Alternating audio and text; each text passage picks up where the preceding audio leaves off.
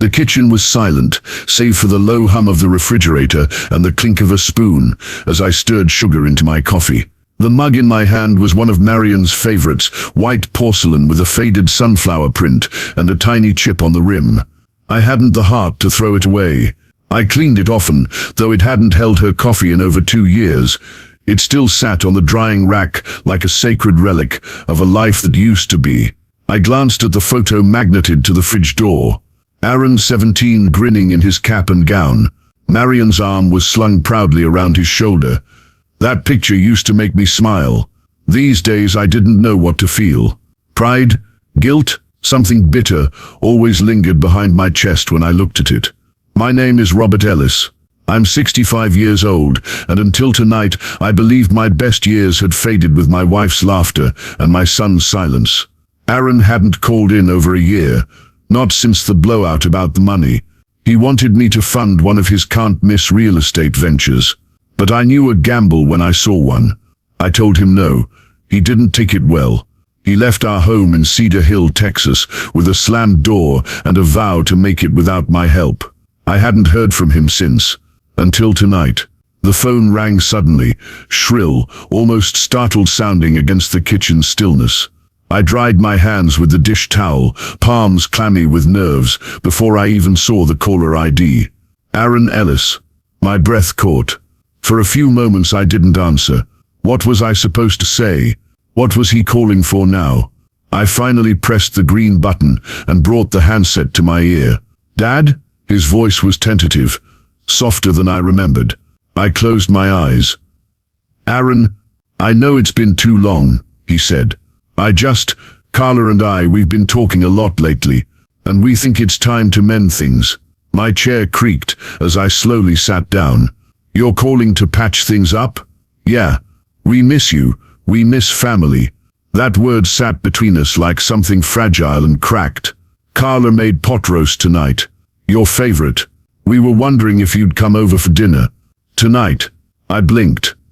Tonight. I know it's last minute, but she's already cooking, and we don't want to waste any more time. He hesitated. We moved to Spring Hollow last fall. I'll text you the address. It's about 45 minutes from you. Spring Hollow. That was high-end real estate, far from the modest brick homes of Cedar Hill. Sounds fancy, I said before I could stop myself. Aaron gave a small laugh. We've been lucky. Hit the market at the right time. I stared at the fridge again, at the photo of Aaron and Marion. She always believed we'd find our way back to each other. All right, I finally said. I'll come. Thank you, Dad.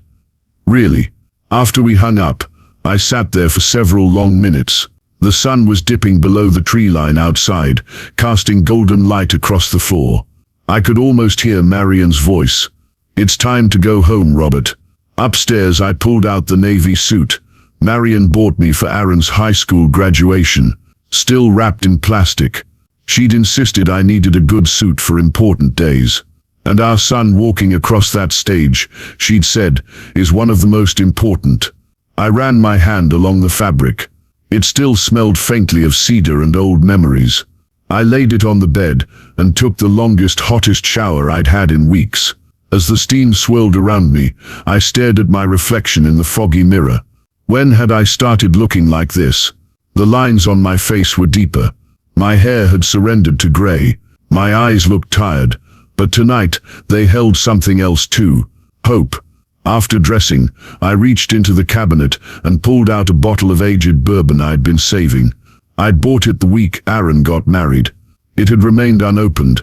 Tonight seemed like the right occasion. A peace offering. A gesture. A bridge, maybe. His text buzzed right as I picked up my keys.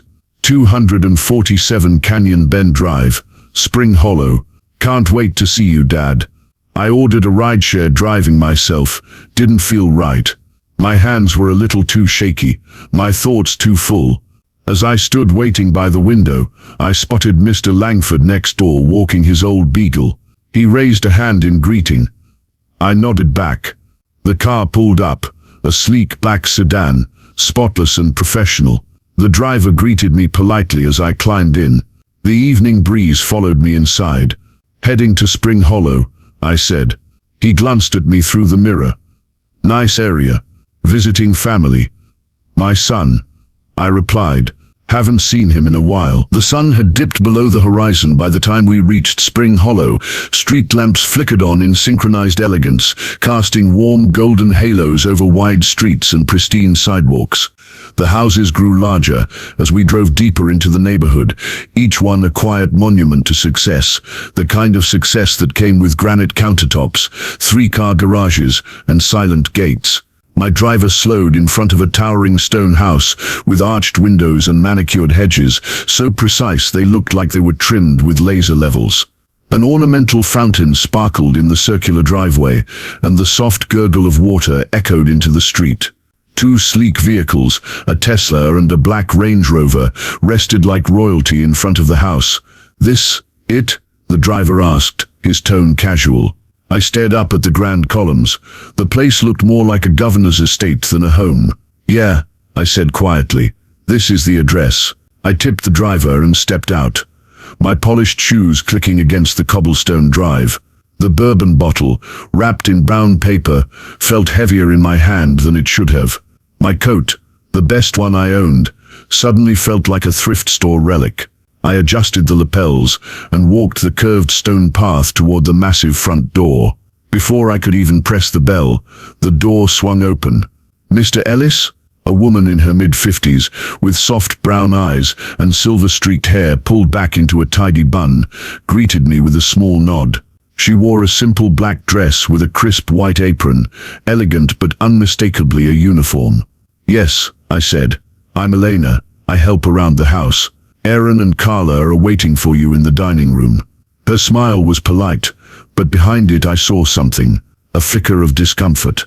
A kind of hesitation people wear when their mouth says welcome, but their eyes whisper caution. I followed her inside. The foyer was breathtaking. Marble floors, a grand staircase that curled upward like something from a movie, a crystal chandelier dripping light onto a polished hallway. The air smelled like lavender and money. "Dad," Aaron's voice boomed from down the hall. Moments later, he appeared dressed in a tailored navy suit, his hair neatly styled and his smile wide, but not entirely real. It was the kind of smile a man rehearses in a mirror. "You made it." He reached out and hugged me tightly, too tightly. "I did," I said, patting his back. "Didn't want to miss your wife's pot roast." Carla appeared at his side like she had materialized from the shadows. She wore a pale pink dress that shimmered softly in the chandelier light, and her perfume arrived a moment before she did. "Robert," she said with an elegant smile. "You look so distinguished." I nodded, smiling politely. "Thank you, Carla. You look radiant." "Come, let me take your coat," Elena said quietly. I handed it over, noting again how she avoided looking me in the eye. "I brought something," I said, lifting the bourbon. "Thought we could toast to fresh starts." Aaron's eyes lit up. "Dad, this is great stuff. You didn't have to." "But I wanted to," I replied. Carla slipped her arm through mine, guiding me down the hallway. "Let's get you settled. You've had a long ride." As we moved toward the dining room, I took in the details. Every hallway lined with art, every sconce strategically placed. The floors gleamed, the rugs were thick. It was a home built to impress, but somehow it all felt curated. Too perfect, too precise. The dining room looked like something out of a lifestyle magazine. A long mahogany table stretched beneath another chandelier. Candles flickered beside polished silverware and crystal glassware. At the center, a large porcelain dish steamed with pot roast. "Only the best for family," Aaron said, pulling out my chair at the head of the table. Carla sat to my left, Aaron to my right. Elena appeared silently with a tray of hors d'oeuvres, tiny things too delicate to have names. "Let's start with a drink," Aaron said, uncorking the bourbon and pouring generous amounts into cut crystal glasses. "To new beginnings," Carla said, raising her wine. "To family," Aaron added, his eyes trained on me. I raised my glass. "To Marion," I said, surprising even myself. She always believed we'd find our way back to each other. Aaron nodded, swallowing hard. The bourbon was smooth, too smooth. It slid down my throat like velvet, warming my chest. I hadn't had anything stronger than a light beer in months. Maybe that's why it hit me quicker than expected. So tell us, Carla said, leaning in. How are the restaurants doing? 7 locations now, right? I laughed softly. Empire's too big a word. But yeah, 7. Impressive, Aaron said, refilling my glass before I realized it was empty. Carla's smile was bright and practiced. Do you ever think about retiring? I raised a brow. Not really. Keeps me busy. I imagine so, she said, slicing her bread with precision. But, don't you want to slow down? Relax a little. Maybe someday, I replied. But Marion and I built those places from nothing. Every one of them has her fingerprints on it. As dinner continued, their questions became more pointed. About finances, about business structures, about legal documents. And yet I brushed it off, because the roast did taste like Marion's. Because Aaron laughed the way he used to when he was 10. Because I wanted to believe it was real. By the time the dessert plates arrived, my head felt lighter than it should have. My chest was warm. My hands trembled slightly. Maybe it was the bourbon, or maybe it was something else. I reached into my jacket pocket for my phone, meaning to show them a photo from the grand opening of the Queen Anne location. But before I could unlock it, the screen lit up with a text from an unknown number. A message in all caps. Get up and go. Now. Don't say anything to your son. The bourbon turned to ash in my mouth. The letters on my screen were so simple. It made them terrifying. Get up and go. Now don't say anything to your son. I stared until the words blurred. The dining room felt suddenly too bright, like every bulb in the chandelier had been turned up a notch. Carla's voice reached me from very far away, something about peach cobbler and whether I still liked it with vanilla ice cream. Aaron chuckled at some remark she made. My fingers tightened around the phone until my knuckles ached. Dad? Aaron leaned in, concern staged but convincing. You okay? You look pale. I slid the phone under my napkin, my mouth suddenly dry. Fine, just a little full. My tongue felt thick. 2 glasses shouldn't have hit me like this. Not with that much food. A thought landed with a cold, hard tap in the back of my mind and began to grow. Maybe some water, Carla offered instantly, already rising, already signaling toward the kitchen like this was a rehearsed line. That'd be great, I said, standing slowly. And if you don't mind, point me to the bathroom. Down the hall, Aaron said, gesturing left, second door. I stepped away from the table, my legs steady enough, my chest carrying a strange fluttering rhythm. The hallway stretched ahead, expensive art on the walls, soft uplights guiding the way. I passed the powder room without slowing. The text was still burning in my pocket like a hot coal. Whoever sent it knew where I was, knew who I was with, knew something I clearly didn't. The kitchen sat beyond a swinging door, quieter than the rest of the house. Stainless steel everywhere. A refrigerator big enough to store a year's worth of groceries. Elena stood at the sink, sleeves rolled to her elbows, rinsing crystal that chimed faintly when it touched porcelain. She glanced up, and for the first time that evening she met my eyes. Not for long. Just a brief, deliberate look. Then she turned back to the water. Everything all right, Mr. Ellis? Her voice was level, careful. Lost my way, I lied. Bathroom? Back 2 doors, on your left. A beat then. The back patio is straight ahead. I followed her gaze. A glass door. Darkness beyond. A sensor light blinked on like a wink. Thanks, I murmured. I didn't go left. The door to the patio opened soundlessly. Evening air hit my face. Warm Texas night. A hint of cut grass and pool chlorine. The lawn was a magazine spread. Trimmed hedges, a stone path to a side gate, garden lights like low stars. I kept my pace casual, until the door whispered shut behind me. Then I moved. The flagstone path slicked under my dress shoes. At the gate my fingers fumbled with a latch that wasn't meant to be intuitive. It finally yielded. I stepped out onto a quiet street, lined with mansions and pride. A few houses down, a delivery van idled at a curb. A sprinkler ticked somewhere out of view. I pulled out my phone and opened the rideshare app with a thumb that wouldn't stop shaking. Pick up 1 block over. ETA 4 minutes. 4 minutes felt like a lifetime you could fit a lot of bad decisions into. My screen lit again. Keep walking. Stay outside. Do not answer if he calls. A second text arrived on top of the first. If you feel dizzy, it's not the bourbon. I swallowed against a rising metallic taste. My tongue felt numb along the sides. The street lights grew halos. I didn't like any of it. The car arrived with an efficient sweep to the curb. I slid into the back seat and shut the door too softly, as if the air itself might shatter. Feeder Hill, I told the driver, giving my address. He nodded and pulled away. We had gone maybe half a block when my phone vibrated again. Aaron filled the screen.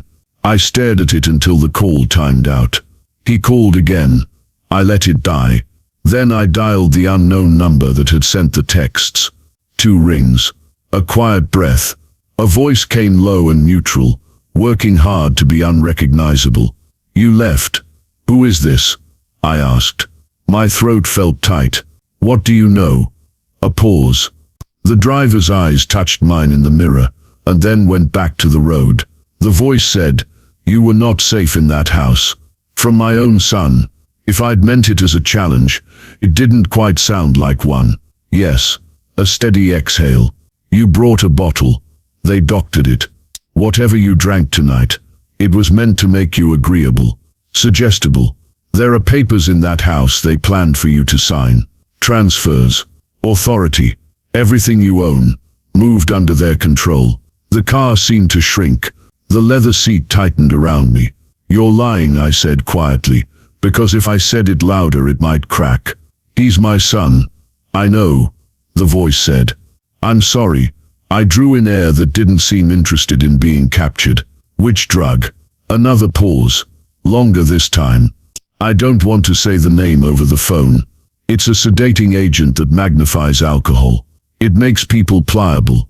The voice softened. Did your second glass hit you like a fourth or fifth? I closed my eyes. My heartbeat thudded behind my eyelids. Yes. There are also financial pressures you don't know about. The caller went on. He's in deep with people who expect payment, not promises. They gave him a deadline. Money, I said, almost to myself. It's always money. I don't know everything, the voice said, but I know enough. They were going to push those papers in front of you. If you hesitated, they planned to say you'd had too much to drink, make it friendly, keep you talking. The timing tonight wasn't about reconciliation. It was about the window when the drug peaks. Out of habit I reached for the handle, as if I could pause the moving world. The driver glanced at me again. A flicker of concern he shoved back into professionalism. I asked, quietly, why are you helping me? Because I couldn't watch it happen. There was a tremor under the words, quickly smoothed. Because you treated people with decency when others didn't. I saw a pair of careful brown eyes at a sink. Hands that trembled just once, then steadied. I didn't say her name. The voice didn't offer one. What should I do now? I asked. Go home. Lock your doors. Call your attorney. Move your accounts if you can. And document everything. The messages, what you drank, how you felt, what they asked. If you go back, don't go alone. The rideshare merged onto a larger road. Spring Hollow receding like an expensive dream. The screen lit again. 6 missed calls from Aaron. 2 unread texts. "Dad, where are you?" Worried. I looked at those words for a long time. They were the perfect shape of concern, framed around the worst kind of intent. I deleted them without replying. "Sir," the driver said, not pressing but present. "You need me to stop someplace." "No," I said. And then, because the truth was heavy and had to live somewhere, I may need to turn around. He didn't ask why. I opened my photo gallery and found the picture I'd taken this afternoon without thinking. Marion's sunflower mug on the drying rack, a tiny chip lit by late light. It steadied me the way a prayer steadies a man who doesn't pray much anymore. If I ran, they'd try this with someone else. If I hid, they'd circle back when I least expected it. And if what that voice said about timing was true, then evidence existed right now. Glassware, bottles, papers in drawers that could disappear in an hour. I pulled up the keypad and dialed 911. A calm dispatcher answered. "What's your emergency?" "My name is Robert Ellis," I said, surprising myself with how even I sounded. "I believe my son and his wife tried to chemically impair me tonight to get me to sign away my businesses and assets. I left the house. I have text messages warning me, and I believe there's evidence at the location. I'm willing to return if officers meet me there." The dispatcher asked clear, practical questions, the kind that take heat out of a fire and turn it into a report. Address, names, what I drank, whether any weapons were present, whether I felt safe. I gave answers like I was back in the kitchen, telling Marion which boxes to label for a move. 1, 2, 3. No wasted motion. "Units will stage 2 blocks away in approximately 20 minutes, she said. "Do not re-enter without officers." "Understood." I ended the call and let my head fall back against the seat. The city hum rolled under the tires. A teenager on a bicycle shot across an intersection, lungs full of a night he didn't know could betray him. I called the unknown number again. "I'm going back," I said when the voice picked up. A quiet inhale, not approval, not disapproval, something like resignation. "Then be careful. They'll know they're running out of time. Will you?" I stopped. "Doesn't matter. Thank you." The line clicked. The screen went dark. For a long moment, I just listened to my breathing and tried to decide if it sounded like a brave man's or a foolish one's. At the next light, I leaned forward. "Change of plans," I told the driver. "We're heading back to Spring Hollow." He glanced at me in the mirror, weighed something, then nodded. "You got it." As we turned, Cedar Hill fell away, and the wealthy dark of Spring Hollow gathered ahead, quiet as a held breath. I thumbed open my messages and typed a single note to myself while my hands were still steady. Bourbon tasted sweet, tongue numb. Headlight after 2. Paper questions. Carla watched pause. Aaron insisted on toasts. Text get up and go. Elena looked at me. I hit save. Out the window, the stone arches and long drives reappeared. Somewhere among them was a house that looked like a postcard and held the ugliest thing I'd ever seen, a son willing to turn his father into a signature. "Sir," the driver said softly, almost like a friend, "you want me to pull around the corner when we get close?" "Yes," I said. "Please, and if you see blue lights, follow them." He nodded. The ride grew quiet but dense, like the air before a Texas storm breaks. In my jacket pocket, my phone vibrated once, then again, then stopped. When we turned onto Canyon Bend, I saw what I'd asked for. 2 unmarked cars idling without their lights, a third easing in behind us. A figure stepped out, lifted a palm, and met my eyes with the kind of steadiness you borrow when yours is running low. I didn't know his name yet. I would later. Detective Raymond Cole. For now, all I knew was that I had 20 minutes of courage left in me, and a house full of proof waiting to be found. "Stop here," I said quietly. The car rolled to a halt. I opened the door, felt the weight of the night land across my shoulders, and stepped out to meet whatever my son had become. The night air in Spring Hollow was still, heavy with the scent of manicured lawns and blooming crepe myrtles. Somewhere in the distance, a fountain trickled in steady rhythm, the sound almost mocking in its calm. I stepped away from the rideshare and toward the shadowed outline of the lead unmarked cruiser. A man in a dark suit and open-collared shirt moved toward me with a slow, deliberate gait. The way he carried himself told me instantly. He wasn't here to posture, he was here to work. "Mr. Ellis?" he asked, his voice low but sure. "That's me. Detective Raymond Cole. You called in about an attempted impairment and fraud." His eyes swept over me, scanning for signs of intoxication or distress. "You good to walk and talk?" "Good enough," I said, though my pulse had picked up since the car stopped. He nodded, gesturing toward the cruiser where another officer waited. "We've got 2 units staging nearby. We'll approach together, quiet until we're in view. You keep behind me until I say otherwise." "Understood." We started up the curved stone driveway, the motion sensor lights blooming one after another, throwing pale gold pools across the cobblestones. The house loomed larger with each step, its facade serene, elegant, and to me now entirely false. Detective Cole's voice was barely above a whisper. "You sure you're ready to walk back in there? Because once we cross that threshold, there's no undoing this. It will go wherever the evidence takes it." "I'm sure," I said, my throat tight. They were ready to sign my life away tonight. If I leave this alone, they'll try again, maybe to someone else. The front door opened faster than I expected, almost like someone had been standing there waiting. Aaron stood in the doorway, a picture of forced relief.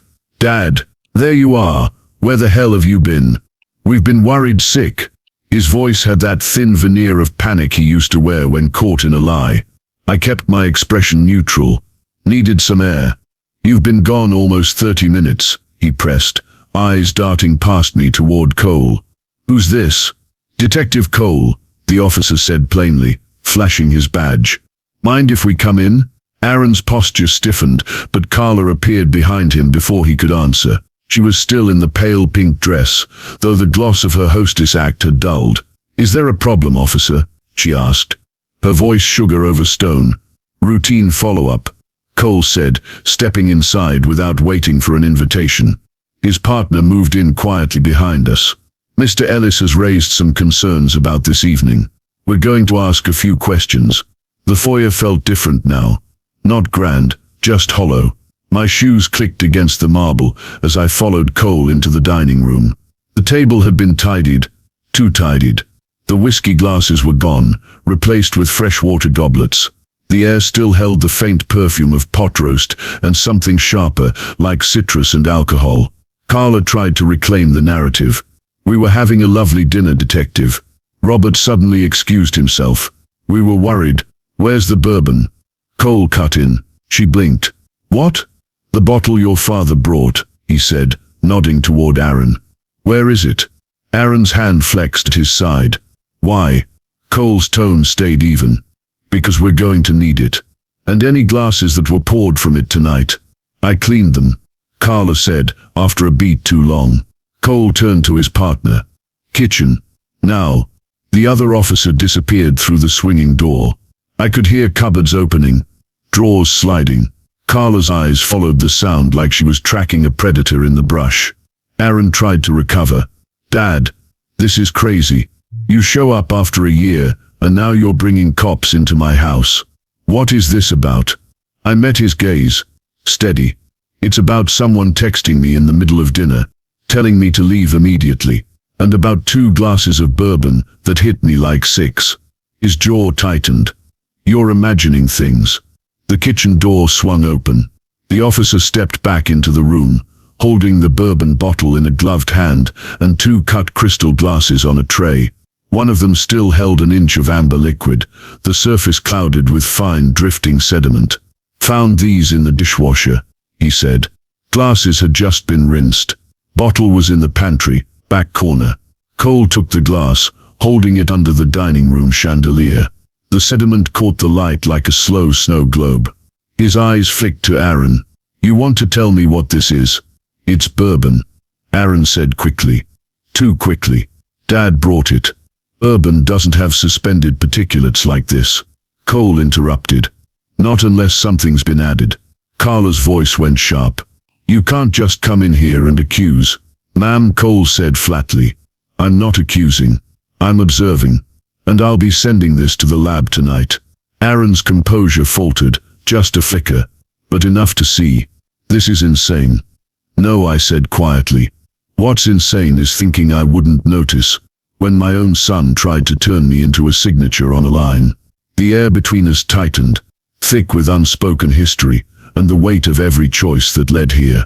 Cole's partner stepped forward, with a small evidence bag, sliding the glass inside. "Mr. Aaron Ellis," Cole said, his voice now all steel. "You're being detained for questioning in connection with suspected poisoning, attempted fraud, and elder abuse. You have the right to remain silent." The rest of the words blurred into the low hum of adrenaline in my ears. Aaron's face went white. Carla's hands clenched on the back of a chair until her knuckles matched the linen. As the cuffs clicked shut, Aaron looked at me, not as a son, but as a cornered man. "You don't know what you've done," he hissed. "I know exactly," I said. "I've stopped you."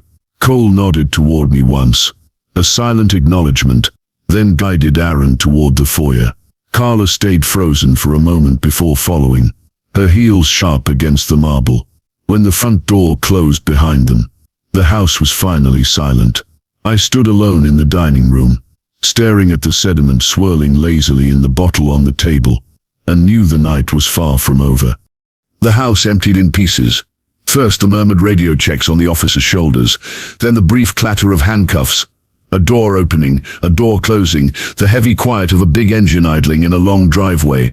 From the dining room, I watched blue and red wash over the marble, over the careful flowers in their glass vases, over the empty chair where my son had sat and smiled while measuring out my future in ounces. Detective Cole came back alone. He stood for a moment at the head of the table, palms on the polished wood, taking in the room like it was a puzzle he'd solved before but still hated. "Mr. Ellis," he said, not unkindly, "I'm going to need a detailed statement at the station." "I'll go," I said. My voice sounded older than it had 2 hours ago. He nodded once, then looked toward the swinging kitchen door. "There's another piece we have to address." "Elena," I said, before he could. A shadow moved behind the glass. She stepped in, hands folded at her apron, face composed but not cold. Up close, you could see the night's cost in the set of her mouth. "You don't have to be involved," I told her. "Not if it puts you in the line of fire." She met my eyes and shook her head. "It already did." Cole cleared his throat. "Miss Morales, if you observed anything, conversations, preparations, unusual handling of food or drink, we need that on record." Her gaze flicked to the bourbon bottle, to the tray with the glass the officer had bagged. "3 days ago," she said. Steady, I was dusting the office. They didn't hear me come in. Mrs. Ellis was on the computer, reading about chemicals. Mr. Ellis was talking about timing, about when people are agreeable. He said it like a joke, but he was not laughing. They argued about signatures, about how to make sure Mr. Ellis, she nodded at me, did not ask too many questions. My ribs tightened around something that wanted to break. "Why warn me?" I asked softly. "Because I have a father," she said simply. "And because you said please and thank you when you came in." Her attention snapped to Cole. "Will I be safe if I speak?" "I'll put a note on the report recommending protective measures," he said.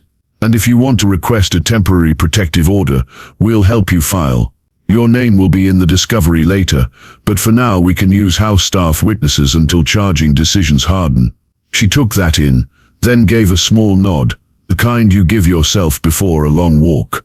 Cole glanced at the chandelier. "We'll have a tech team sweep this room and the kitchen," he said.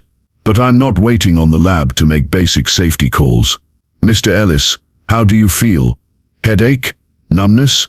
Anything odd? Light head? Numb tongue?" The second drink hit me wrong. I gestured at the pitcher. "Water helped. We'll have EMS check you at the station, just to be safe," he said. "And we'll do a quick presumptive on residue in that glass. It's not determinative, but it'll tell us if we're in the right neighborhood." I nodded. The chandelier's crystals chimed faintly when the air conditioner kicked on, like the house wanted to apologize for the performance it had hosted. "Grab whatever you brought," Cole said. "We move now, before anyone makes calls from the precinct phone that send other problems our way." "Other problems," I repeated. He met my eyes. "People owed money sometimes keep their accounts with Bethunes." We left through the same front door that had opened to welcome me back into the family. The fountain whispered, as if it knew enough to keep its voice down. The unmarked slid forward. I climbed into the back. As we pulled away from Canyon Bend, Spring Hollow's quiet turned from serene to complicit. At the station, a low modern building that looked like an insurance office until you noticed the cameras, We were ushered into a brightly lit interview room with a round table and a clock that ticked just loud enough to remind you were being timed. A paramedic took my vitals and shined a light that might have seen my soul if it knew where to look. BP's elevated. Pulse a little high, he said. Could be stress. Pupils reactive. If you start feeling anything worse, dizziness, confusion, say something. I promised him I would. Detective Cole returned with a clear evidence sleeve. Inside, a disposable field test card showed a small square that had gone the wrong color. He didn't smile. Not court-proof, he said, but consistent with a sedative compound in the glass. My mouth went dry again. He set a recorder on the table and pushed a legal pad toward me. Start at the beginning, he said. The phone call, the invitation, everything they asked about, pacing, tone, what you ate, where the bottle was when you arrived, who poured what. People always think the big choices define a case. Usually it's the little ones. I talked. Not like a man telling a story, but like a man labeling boxes again. Dishes, books, winter clothes. Except the boxes were hours and looks, and the fractionally too long grip of a daughter-in-law's hand on my shoulder. When I got to the text, I pushed my phone across the table. He photographed the messages and had me forward them to an intake address. Unknown prepaid, he said, after a minute. Masked through an app. We can sometimes subpoena the app for originating IP, but if they were careful, it's a dead end. Doesn't matter. Content is what matters tonight. He asked about my businesses. Who had access? Which documents existed in paper and which in cloud? Whether Aaron had ever been listed on any accounts? Answer no. Whether he had logins to anything? Answer not to my knowledge. Whether he had ever in the past asked me to sign things at family events? Answer once. A refinancing for his first condo. Marion had made me take it to a notary instead. Cole wrote quickly, but not frantically. His penmanship looked like a man who wanted to be read later. We found draft POA paperwork in a desk off the foyer, he said. No signatures. Name fields filled. Tonight's date typed in. That helps. I stared at the tabletop wood grain until it moved. He was a good kid, I said. More to the grain than to the detective. Taught himself chords off the radio. Helped Marion plant the tomatoes every spring. Somewhere between 17 and 35, he learned a different kind of math. Cole capped his pen. Mr. Ellis, I don't say this to minimize your grief, but it helps to say it early. His choices are his. Your choices are yours. Tonight you made ones that kept you alive and your company intact. He slid a printed packet across the table. 2 things you can do before sunrise. First, call your attorney. Second, call your banks. Ask for immediate no new authority flags. Request that any POA or ownership transfer received in the last 48 hours be treated as fraudulent, unless it matches a verbal password you'll set on this call. We'll enter a police report number. Most institutions move faster when that's attached. I took the sheet like it was a life jacket. It was. And Elena? I asked. We've got an officer taking her statement in a separate room, he said. We'll get her home safe tonight. Tomorrow we'll talk about protective paperwork. He left me with the phone and a glass of water. It took 2 tries to get my lawyer, a patient woman who had carried me through lease battles, and a COVID-era payroll program I never fully understood. She didn't waste words. Send me the report number, Robert, she said. Right now we do 3 things: lock, log, and loop out. Lock accounts. Log every call, every email, every attempt to reach you. Loop out any shared vendors, accountant, bookkeeper, payroll, so nothing changes without my written okay. By 9 a.m., we'll have an injunction on file to freeze any attempt to exercise a forged authority. When I hung up, Cole was back with a phone cup of bad coffee that tasted honest, which felt right. He sank into the chair opposite me and folded his hands. They'll try to call you from holding, he said. You don't have to answer. If you do, say nothing substantive. Talk to my attorney is a complete sentence. As if on cue, my phone lit up with a restricted number. I let it go to voicemail. Another call. Same. On the 3rd, a message landed. I didn't press play. Cole glanced at the clock. Booking will be done in an hour, he said. The DA on call is conservative, but the glass, the field test, the paperwork drafts, your statement, and a corroborating witness, that's enough for charges. Bail will be argued in the morning. If he posts quickly, we'll call you. If he doesn't, we'll call you. I exhaled something I didn't know I'd been holding all night. He stood and rested a knuckle on the table, a habit or a punctuation mark. You did the right thing, he said. It never feels like it when blood is involved. I nodded. The door clicked behind him, and for the first time since the text, the room was just a room. I pressed my thumb to the voicemail icon and listened. Aaron's voice, cracked around the edges, rushed out. Dad, please. This is blown way out of proportion. Carla got scared. And look, I swear I never meant to hurt you. The loan sharks, I'll fix it. Just tell them you were confused. That it was a misunderstanding. Please. He had said please. The word I used with Elena at a doorway when I still thought tonight was about pot roast and second chances. I deleted the message. When Cole returned, he had a copy of the preliminary charge sheet and a business card I hadn't noticed tucked in his pocket. He set the card in front of me. Raymond Cole, Detective, White Oak County. On the back, in neat block print, a personal number. Call if the world leans, he said. Outside, dawn threatened the edge of the windows with a thin line of grey. The night had shifted categories from something to survive to something to remember correctly. I stood, my joints reminding me that courage rents space in the body it occupies. At the lobby doors, I paused. Detective, I said, if the person who warned me, if she needed work, and a place to be safe. His mouth curved a fraction. We don't place people, he said. But we don't get in the way when the right people find each other. I stepped into the early morning air, and called a number I had not saved but could now say without looking. The one that had told me to get up and go. She answered on the second ring.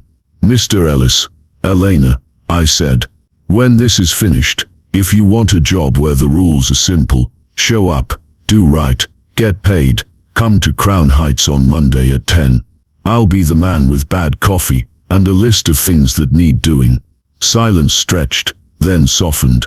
I will be there, she said. I ended the call and let the cool air settle into my lungs. Somewhere a newspaper landed in a driveway with the old sound of tomorrow arriving. I walked toward it, toward whatever came next, not as a man who had lost a son, but as a man who had chosen the truth anyway. By the time the sun finally lifted over Cedar Hill, I had been awake for more than 24 hours. The world looked washed out, like someone had turned the color down on the morning. My truck was still parked in my driveway where I'd left it earlier, a familiar anchor in a night that had pulled me miles from what I'd thought was reality. I didn't go inside right away. I stood on the front walk, letting the quiet seep in. The neighborhood was starting its day. Garage doors opening, coffee smells wafting, sprinklers ticking. Somewhere down the block, a dog barked at nothing in particular. It felt almost obscene that the world could be this normal, while my family name was being logged into the booking system of White Oak County Jail. I finally stepped inside, dropped my keys on the counter, and leaned both palms on the kitchen table. My phone was face up beside the bad coffee I'd brought from the station. No missed calls. No text from Aaron. He'd used up his script in the voicemail I deleted. The stillness let me think about what Detective Cole had said in the car. People owed money sometimes keep their accounts with batons. It wasn't a figure of speech. I'd seen that world on the edges when I was younger. Friends of friends who borrowed from the wrong people and paid back in bruises or didn't pay at all. Aaron had never grown up around that kind of trouble, but somewhere between his real estate deals and his endless appetite for bigger wins, he'd gone looking for it. And now those people, whoever they were, would know their debtor was in custody and his well of quick money had run dry. That made me uneasy in a way even the bourbon hadn't. I poured myself a glass of water and sat down with the detective's log loop-out sheet. My lawyer had already handled most of it, but I went through the steps again. Every password reset, every account flagged. A new verbal code added to my bank profile. I even called my insurance agent and had the locks on my personal property policy updated to reflect the attempted fraud. By the time I was done, I'd written the code phrase, Marion's Garden, 3 times in 3 different places, so I wouldn't forget it. She would have liked that. Around 10, the phone buzzed. It was Cole. "Morning, Mr. Ellis. Just wanted you to know, arraignment's at 2 this afternoon. Bail hearing will follow. Prosecutor's going to argue high due to risk factors. If he posts, you'll get a heads up." Risk factors? Debt, he said plainly. And not to banks. The kind of people who think a jail cell makes someone easier to reach. I didn't ask how he knew. It didn't matter. The truth was, if Aaron had named me as a resource to those people, I was already on their ledger. Anything I should be doing right now? I asked. Stay visible, he said. Stay in places with people. Don't open your door to anyone you don't know. If you see a car sitting too long, call it in. We're not trying to spook you, just being real about the situation. After we hung up, I made another call to Elena. She answered on the second ring, the sound of traffic faint in the background. Mr. Ellis. Elena, just making sure you got home okay. I did, she said. An officer drove me and waited until I unlocked my door. Thank you for what you said last night. About the job. It wasn't charity. I told her. I need someone I can trust. And after what you did, I don't think trust will be an issue. She hesitated, then said, they talked about you like you were a mark. It was ugly. Mr. Ellis, I didn't want to see it happen. I thought about Aaron at 16, grinning at me from the passenger seat of my old Ford after we'd picked up takeout burgers, singing along to the radio without a care in the world. I wondered how far back I'd have to go to find the moment where all of this started sliding the wrong way. By early afternoon, my lawyer called from the courthouse. Bail set at $150,000. That's lower than I'd hoped, higher than I feared. His wife's is at $75,000. Neither's posted yet, but I'll keep you updated. Who can they call? I asked. They've got rights to phone access. But with both sets of accounts frozen, their best hope is outside money, friends, associates. I'd bet those loan shark connections aren't exactly rushing to help. After the call, I sat in my recliner with Marion's wedding photo in my hand.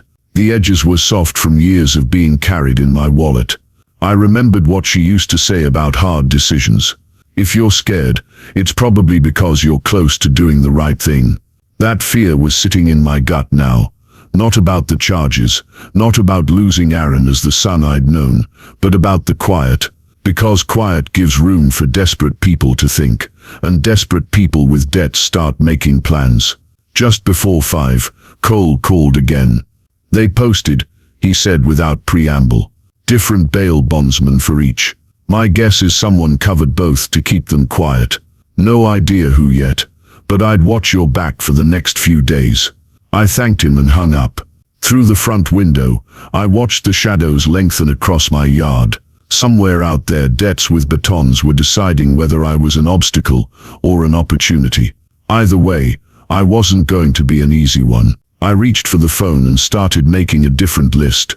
Contractors for a security system, cameras, reinforced locks. If Aaron thought I'd just go back to leaving the front door unlocked like I had when he was a boy, he didn't know me at all anymore.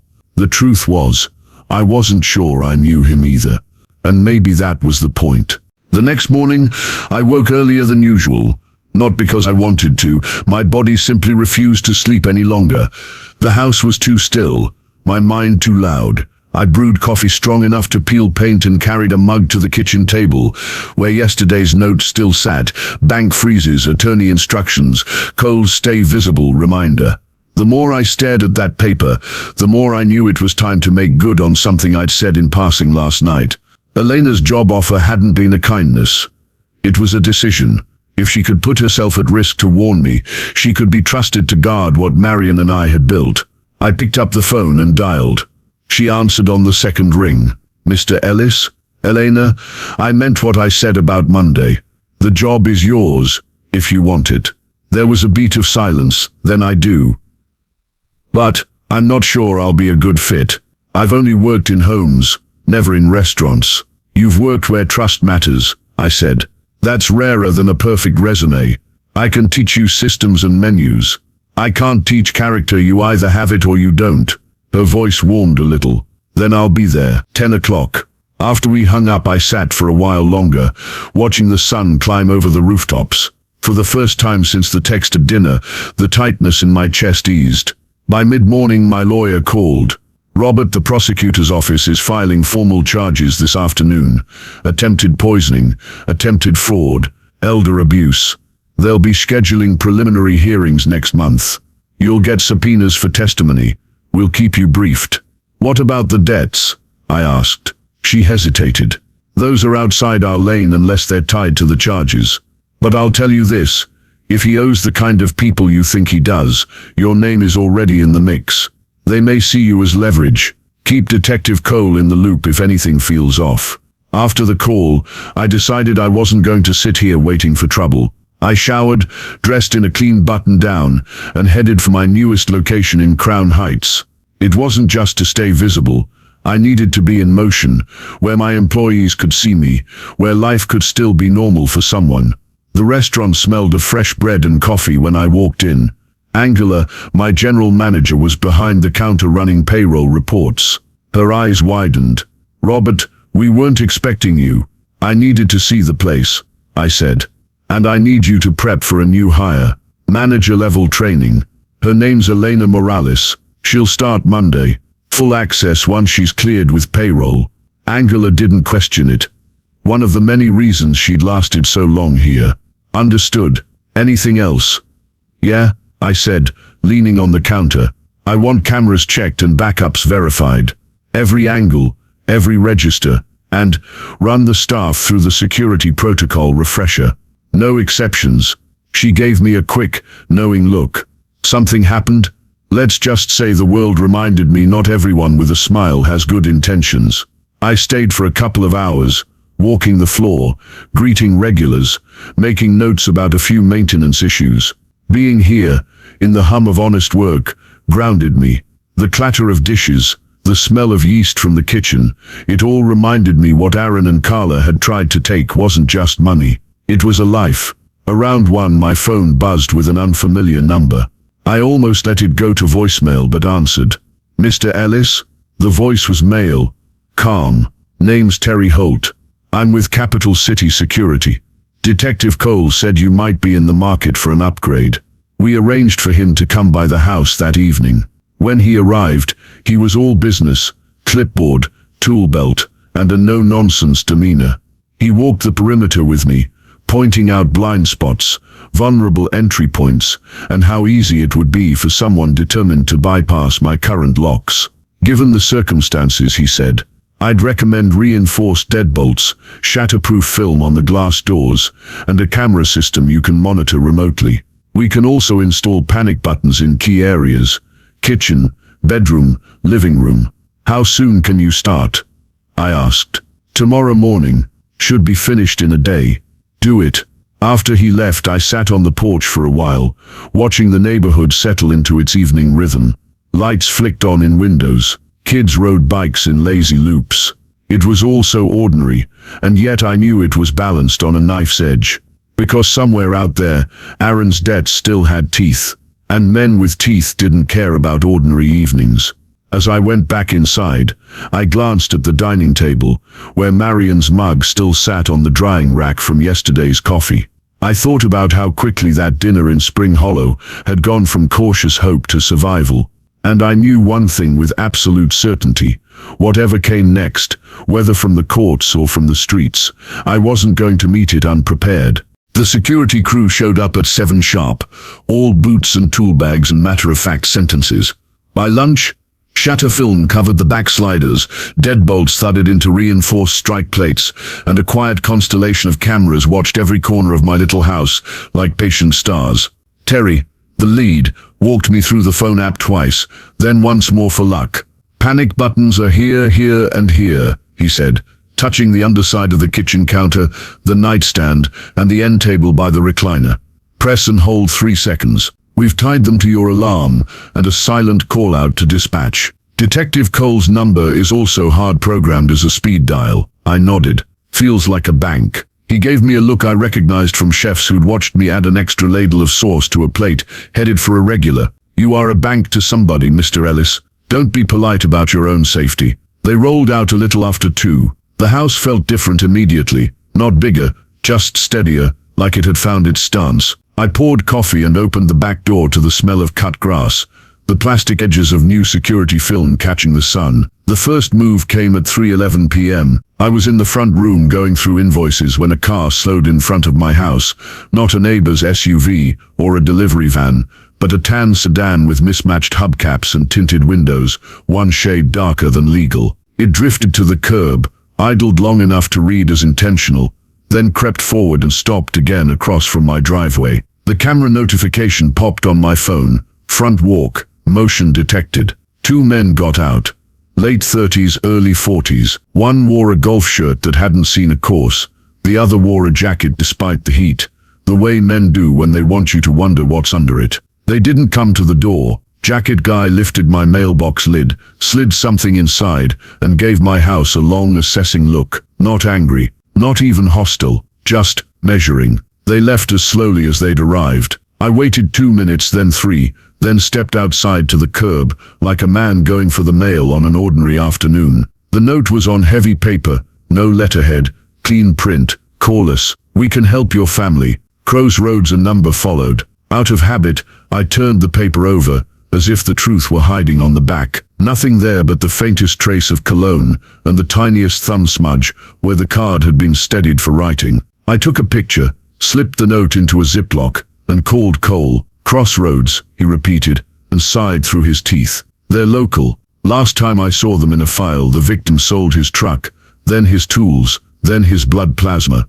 Don't call that number directly. Text me the photo. I'll route it through Intel. What's their angle? I asked. Soft open, he said. They want you to believe you're adults having a conversation. If you respond, the next conversation happens on their terms, which are private, urgent, and undocumented. I looked down the street. Kids on bikes, a woman watering petunias, a dog deciding between 2 lawns. They parked long enough for your plate readers. You installed cameras, he said. So did the city. We'll see what we can see. He told me to stay put and keep the exterior lights on through the night. I set the alarm to home, made a sandwich I didn't taste, and pulled up the footage again and again until I could have sketched those 2 men from memory. Jacket guy's knuckles were scarred. Golf shirt's watch was too nice for the rest of him, either stolen or a loan from someone higher up the ladder. At 6:40 p.m., my phone buzzed with an unknown number. Not the one on the card.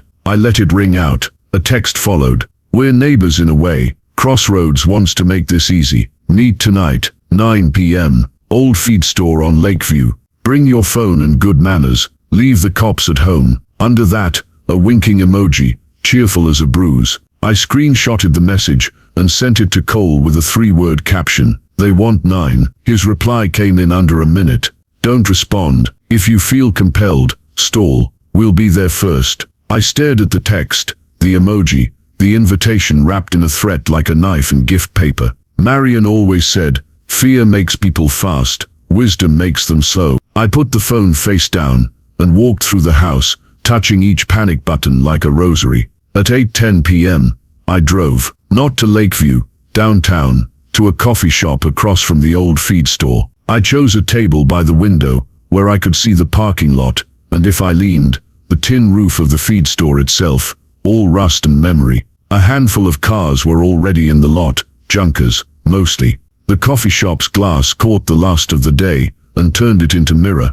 I watched my own face, watched the lot. At 8:32, my phone pinged. We see you, cute. Come over, Grandpa.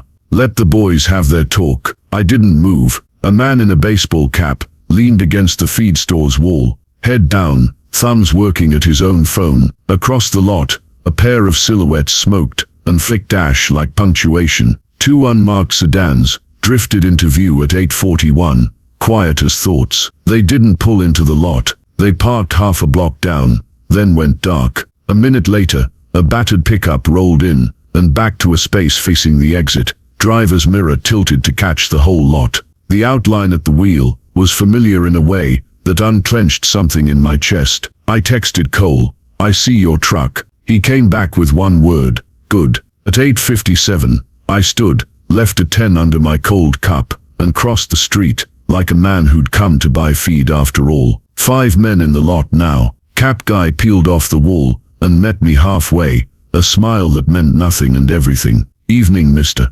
Ellis," he said, as if we'd met at a Rotary breakfast. "You can call me Nash. I can call the police," I said, keeping my voice level. "You already did," he said. "We counted the tail. We're here anyway." He gestured toward the darker edge of the lot. "Let's take a walk. Right here is fine." He considered that, then nodded to show he wasn't rattled. His eyes were pale, the color of a cloudy sky, a few minutes before hail. "You're a practical man," he said, "so I'll be practical too. Your boy's in a hole. 2.3. We don't want his kidneys. We want our money. We looked at his assets. They're iced. We looked at his family. That's you." I let him talk. Men like Nash believe the sound of their own reason is the same as reason itself. "So here's the bridge," he went on, palms open like a preacher. "You sign the papers he wanted you to sign. We walk away from him. He pays us back from your river, instead of from the bottom of a well. Nobody has to do anything heroic." "What if I don't?" I asked. Nash's smile tightened by a millimeter. "Then the market takes over." He leaned in, careful not to actually touch me. His breath smelled like mint and cheap coffee. "Markets are blunt." A door opened somewhere in the dark. Not a car, metal on metal. The pickup's dome light flared and died. Nash's eyes shifted just enough to register it. Cole had told me once, the best undercover work is done by people who look like they belong and don't move like anything important is happening. "You're talking extortion," I said, on camera. Nash flicked his gaze at the coffee shop window, at the street lamp, at the cheap domes bolted under the feed store's eaves. "I'm talking options," he said. "But since you're recording, and you are, here's one for your file. Tomorrow's quiet, if you text me by 10 with a yes. If you don't, tomorrow starts talking. It talks to your vendors, to your staff, to your truck on the wrong block at the wrong time. It talks to your knees, if you won't listen." He let the last sentence sit. The men at the edge of the lot didn't move. The air smelled like sun-baked dust, and something metallic, like the moment before lightning hits a fence. "Done?" I asked. "For tonight," he said.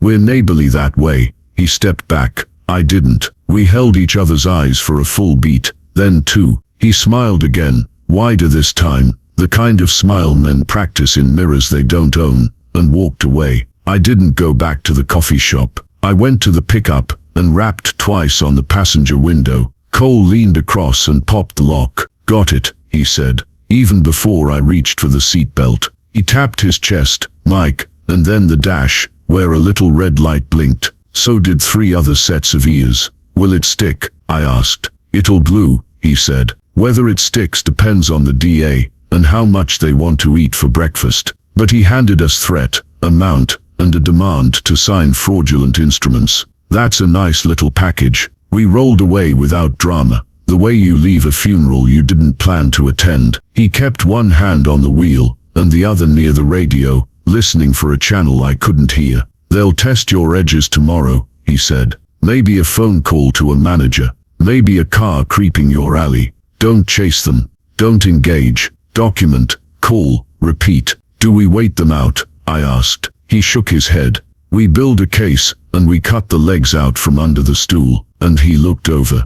"We find out who paid your kid's bail. Because that tells you which dog is wagging which tail." As he turned left, the feed store's roof disappeared from the mirror. The town reasserted itself. Gas stations, quiet bars, a neon sign, promising tacos that would be worth the regret. It was all as ordinary as Tuesday, and just like Tuesday, it carried its own weather. My phone buzzed. A new message from the Crossroads number. "Sleep fast, Robert. 10 a.m. comes early." I showed Cole. He didn't bother hiding his contempt. "They like theater," he said. "We like records." He dropped me a block from home so the unmarked could keep its loop without writing it on my curb. I walked the last stretch with my keys laced between my fingers the way Marion used to do in parking lots when Aaron was little, and the world felt fragile even then. The porch light saw me first and decided I was mine. Inside, I set the alarm and sat at the table with Marion's chipped sunflower mug.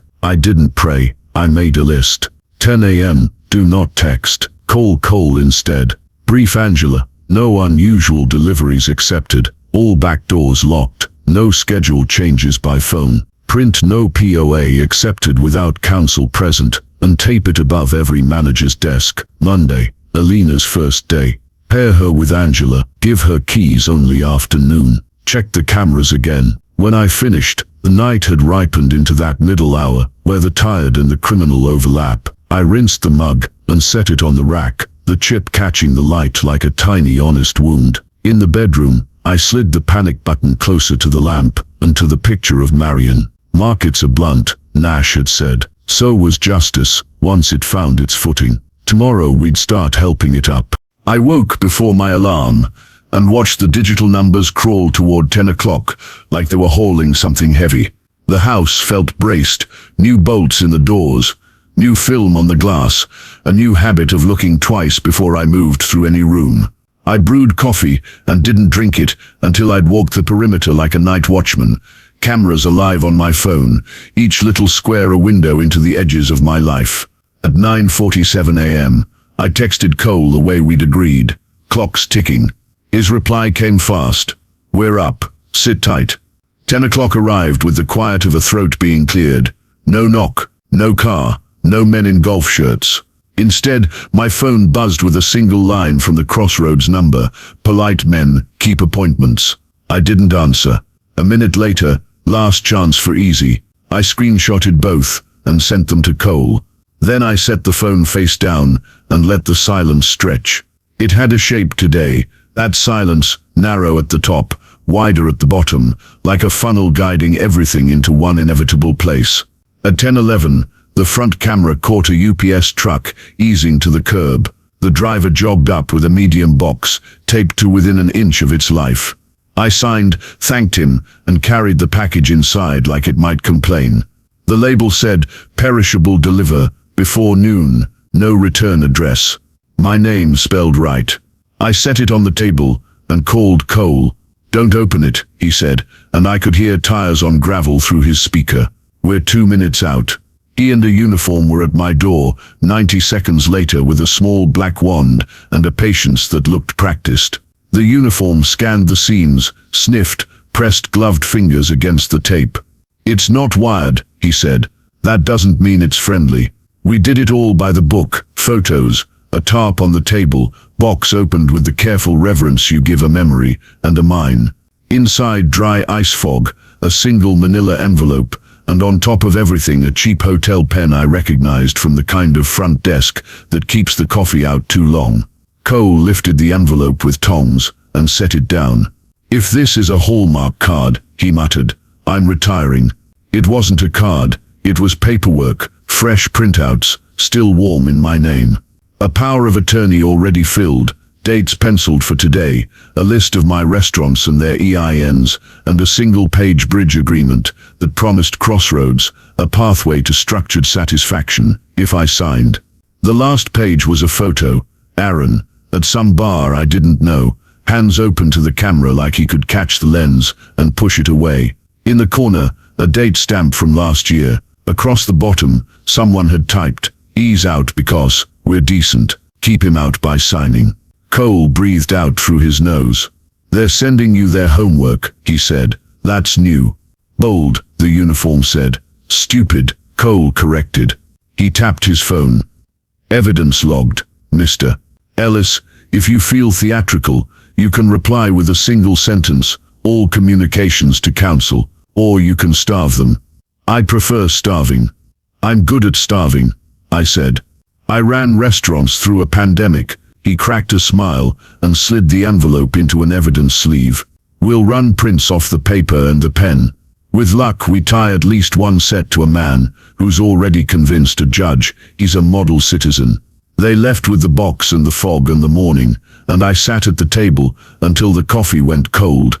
Then I stood, put on a clean shirt, and drove to Crown Heights. I wanted eyes on my people. The lunch rush was building, a soft wave that becomes a tide right around noon. Angela had posted the no transfers or POA accepted without counsel present sheet above her desk. It looked almost cheerful in its seriousness. I showed her the camera app and the panic button steps. She showed me 3 little fixes she'd made on the floor that I hadn't noticed. A crooked table leg shimmed, a wobbly chair retired, a runner mat repositioned to keep the servers from slipping. We swapped competence like recipes. At 12:24 p.m., a man in a crisp shirt with a clip-on badge I didn't recognize stepped up to the counter and asked for Angela. "I'm with Mesa Payment Solutions," he said, presenting a thin folder like it was a wedding ring. "I have updated merchant paperwork. Mr. Ellis authorized the change by phone this morning." Angela's eyes flicked toward me. Mine flicked toward the printout above her desk. She didn't touch the folder. "We don't accept changes without counsel present," she said. "And Mr. Ellis doesn't authorize anything by phone." He smiled like he'd practiced it in a mirror with bad lighting. "Of course, perhaps I can leave these for review." "You can leave now," Angela said, pleasant as sunshine and twice as bright. The man's smile lost a tooth in the space between seconds. He stood there a beat too long, like he'd come to a door he expected to open and found a wall. Then he gathered his folder, nodded like a man conceding a chess match, and left. The bell above the door gave a single mocking ding. I called Cole. He was already a step ahead. "Unmarked's tailing him," he said. "Plates a rental. We'll see if he leads to Nash, or to a cousin with a printer." The lunch rush hit full and honest. We served food, we made change. We filled water glasses to the brim, and wiped every table twice. Work did what it always does. When the world gets noisy, it kept time. By 2:30, the room had settled into the soft clink and murmur of the slow hour. I washed my hands and turned to find a man I didn't know, standing at the corner of the counter. "Mr. Ellis?" he asked. "I am." He stuck out a hand, and then pulled it back when he saw I wasn't moving. "Name's Adam Nix," he said. "Bail bonds. I didn't call you earlier, because your counsel had me on hold for 20 minutes, and I got the hint." "What do you want, Mr. Nix?" "Just to clarify," he said, and there it was, that slippery, oily neatness some men mistake for charm. "The premium on your son's bond came through a third-party guarantor, as is their right. They listed you as interested parties for courtesy calls." "Courtesy call." He lifted both palms. "I'm courteous. Who's the guarantor?" He smiled like a cat that had an arrangement with the mice. "We both know how this goes. Privacy, until forfeiture. But between you and me," he leaned in an inch, not bold enough to make it contact. "Crossroads has a lot of friends who like to see paperwork done right. Tell your friends," I said, "that their paper belongs in my shredder." He studied me for a heartbeat, and then straightened. "That was me being decent," he said softly. "Decency draws down fast around here." He left. I wrote his name on a napkin and texted it to Cole. The reply came back with a little satisfaction baked into the punctuation. "Known quantity. Prior complaints. Thanks." At 3:06, a text from the Crossroads number. "The market is waking up." At 3:07, "Shame to teach your staff about debts the hard way." I took screenshots, sent them to Cole, and felt something old and useful settle in my chest, anger that had somewhere to go. He called instead of texting. "We're done letting them host the theater," he said. "DA's authorizing an intercept order for tonight. You're going to make a recorded call. Keep it boring, keep it clean. Offer nothing. Ask for clarity. Let them say the quiet parts loud." "Tonight?" I asked. "Half an hour," he said. "Room upstairs at the precinct. Bring your phone and your patience." I told Angela to close early and comp anything that felt right. "If someone asks why," she said, "what do I tell them?" "That we're making room for tomorrow," I said. "And tell Luke to make extra bread. The kind that makes the kitchen smell like a house that remembers its people." The sun had turned honey by the time I pulled into the precinct lot. Cole met me with a mug of something from a machine that wished it were coffee. He led me into a small room where the paint had given up on pretending it wasn't beige. Two assistant DAs sat on the other side of a table with a little recorder between them, pens aligned like they were expecting to fence with them. "We keep you on speaker," one said. "We'll signal if you need to stall. Don't commit to anything. Don't threaten. Ask them to restate amounts and conditions. If they say the number again, we love that." Cole nodded at my phone. "Ready?" I scrolled to the Crossroads thread, stared at the last message, "Shame to teach your staff about debts the hard way," and hit call. It rang twice. A different voice picked up this time. Warmer, like a salesman who knew how to say your kid's name, in a way that sounded like he used to coach him. "Robert," he said. "It's Nash's partner, Cole." I felt the detective next to me go still. The DA's pen paused in midair. The voice on the phone chuckled. "Relax," it went on. "Different, Cole. Fate's cute. What do you want?" I asked, keeping my voice where I'd practiced it all day, level, solid, not asking for anything. "What we said," he replied. 2.3 to close the book. Sign the papers, so the river runs right. You don't like that number. Make a counter. We're businessmen. You sent me an envelope. I said. You want me to sign a power of attorney to my son. To a trusted family member. He corrected. And there it was. The loyalty itch under the thug's skin. Temporary. Until he settles up. And if I don't? A beat. Then we widen the circle. Not to be crude about it. But markets, you know. You mean my staff. I mean a windshield. A delivery van. A back door. We don't like those moves. They're messy. But you let perfect be the enemy of paid. I let the quiet expand until it touched every wall in the room. The ADA held up a finger again. I asked. State the amount. 2.3, he said. Almost bored. Plus costs. We're not the government. Our interest is fair. Or listen. Get creative. You've got 7 shops. Sell 1 clean. We'll take the wire. We'll be out of your hair. And your son keeps his legs. He said it the way some men say. Bless your heart. I looked at Detective Cole. He nodded once. The ADA scribbled a note. Good. And underlined it. I thanked the voice for its time, like I was ending a service call. Then hung up and set the phone face down on the table. The room exhaled with me. That'll do, the ADA said. We'll fast walk this to a judge. Extortion, criminal solicitation, threats against property. Plus your earlier recording. Package looks good. Nice and blunt. Detective Cole said. Almost to himself. Markets are. I said. We wrapped, signed forms I never wanted to need, and walked out into a parking lot that smelled like rain that hadn't figured itself out yet. Cole stopped at the curb. One more thing, he said. We traced the bail premium. A shell company out of San Marcos, routing to a Crossroads bookkeeper. Your boy's not just a debtor. He's a pawn. I stood there and let the truth stand too. How do we get him off the board without paying for the privilege? By kicking the table. Cole said. We just got the boots. On the drive home, the last light smeared itself along the horizon in a line so thin you could have cut bread with it.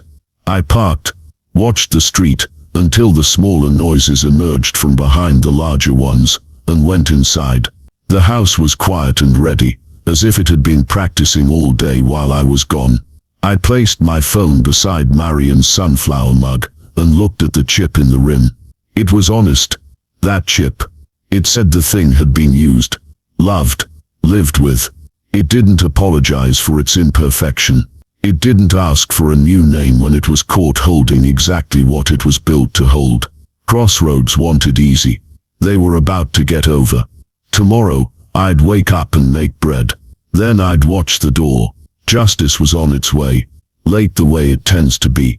But it had sent word. The courthouse in Cedar Hill had the kind of echo that made every step sound like a decision. My boots clicked against the marble as I followed my attorney, Karen Willis, through the security checkpoint. The smell of old wood and coffee from a nearby vending machine mixed in the air, oddly grounding. It had been weeks since that dinner, but the tension hadn't thinned. It had simply hardened into resolve. This wasn't about shock anymore. It was about ensuring the people who tried to take everything from me paid in the only language they understood. Legal consequences that stuck. The prosecutor's team was already set up at one table when we walked in. Across the aisle, Aaron and Carla sat with their attorney. I'd prepared myself for the sight, but still, it landed heavy. My son avoided my eyes, focusing instead on a stack of papers. Carla, on the other hand, glanced up with a smirk that didn't belong in a courtroom. Judge Whitmore entered, the room rose, and the day began. The charges, attempted poisoning, attempted fraud, and elder abuse, were read aloud. Hearing them in that calm official tone made the events feel almost distant, like they'd happened to someone else. Karen leaned toward me. Today's preliminary hearing is about establishing probable cause. If the judge sees enough to proceed, this goes to trial. The first witness was Detective Cole. His testimony was measured, methodical. He detailed the text warning I'd received, the substance found in the wine glass, the financial documents showing attempted transfers from my accounts. Then he introduced the bank surveillance stills. Carla, standing at an ATM with my debit card. The defense tried to paint it as a misunderstanding, claiming Carla was helping me manage my affairs. Cole didn't bite. Mr. Ellis's bank accounts are managed by a certified accountant, not his daughter-in-law, he said plainly. Then came Elena. She walked to the stand with the quiet dignity of someone who knew the value of truth. She told the court exactly what she'd overheard, Carla's voice instructing someone on the phone to make sure it's strong enough this time. Aaron shifted uncomfortably in his chair, but he still wouldn't look at me. When it was my turn, I took the oath and sat. Karen guided me through the events, dinner, the text, the silent exit. I kept my voice steady, focusing on facts. But when she asked why I thought they'd done it, I didn't hesitate. They wanted control of my business and my estate, and they were willing to hurt me to get it. The defense objected to the word hurt, but the judge overruled it. By the time testimony ended, the air in that room felt heavier. The judge leaned forward, scanning his notes. The court finds sufficient probable cause to proceed to trial on all charges. Bail conditions remain in place. Court adjourned. Aaron and Carla stood with their attorney, whispering urgently. I stayed seated, watching them leave. For the first time, Aaron's eyes met mine, just briefly. There was no apology there, only something that looked like resentment. Outside the courthouse, reporters waited. Karen kept me moving, but a microphone still caught my answer to one shouted question. Do you have anything you want to say to your son? Yes, I said, pausing just long enough to let them lean in. Actions have consequences. Back in the car, Karen turned to me. They'll probably try to negotiate a plea, but I know you're not looking for quick deals. You want this to stick. She was right. This wasn't about cutting losses. It was about drawing a line that would never be crossed again. When I got home that evening, the new security system's chime greeted me. Cameras lit up on my phone screen, showing every angle of the house. For the first time in a long while, I felt something close to safe, but I also knew this was only one battle won. The war for my peace and my name was still in motion.